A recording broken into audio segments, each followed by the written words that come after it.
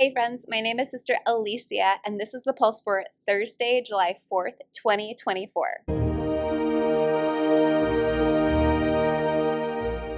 And side note, I'm recording on my webcam today because there's not a lot of time with all the preparations for the Congress in less than 2 weeks. The content will be a little different today, but I want to assure you that we are here for you. It is less than 2 weeks to the National Eucharistic Congress in Indianapolis, Indiana, and the National Eucharistic Pilgrimage is totally transforming lives and hearts across the country as innumerable people encounter Jesus in the Eucharist. Hey guys, so glad to join you here from Chicago, and actually Chris Frank from the National Eucharistic Congress is with me because we've been working on a really special project that will launch after the Congress. So I just wanted to give Chris a chance to share some of his experience with us over these last couple of years. Chris, what's been like a highlight grace for you serving the revival in the Congress?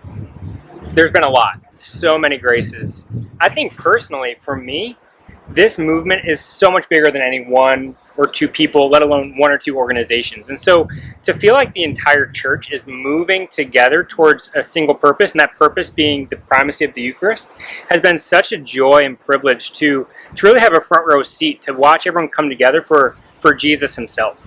That's so cool. Yeah. I love that idea of like people coming together for Jesus, and that's a perfect segue to the Congress. So what are you seeing about the Congress, and why is it important when we can go to Mass anywhere? Right. And that's the source and summit of our faith. Yeah, and Mass is important, and we should go every week. But this is the first Congress that we've had in this nation in over 80 years. And so there's just something special about when the church gathers. It's great that we gather in our parish communities every week, but this is going to be the first time that we come together. And it'd be great if the Pope was coming, but the Pope's not coming. And you can hear talks anywhere, and there's conferences that are happening, every weekend across this country. But we're coming together specifically to celebrate our faith in the Eucharist. And so you're right, this happens every single Sunday, and really every single day, hopefully. But this is a moment for the church to come together in all of her strength and all of her beauty, and to put first things first, just to remember who we are and who our God is. And to be a part of that, again, has just been really special, and it has even been a blessing for me as a reminder of how much God has given me in the Blessed Sacrament. Totally. I love that phrase, first things first. I've been thinking about that all along the Eucharistic Revival, and a lot of people are like, okay, we've got this 3-year revival, and then that's great, but it's more. We want this to be a movement that carries on through the grace and inspiration of the Holy Spirit.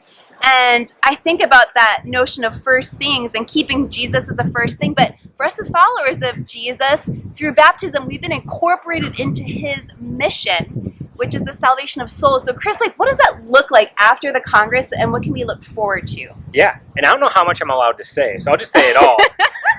Oh boy, sneak preview here, everybody. Well, and maybe I won't say it all.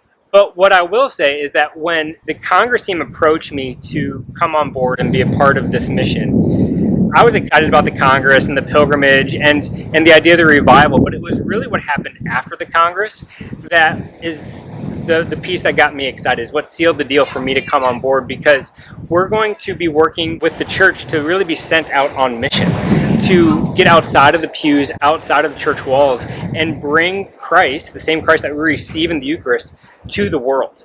And that gets me excited, and that's what we have in store after the event. Awesome. Well, so grateful to Chris for coming into Chicago to get ready for part of that in-store after the event content, and we cannot wait to see all of you there. God bless you. God bless. Okay, great.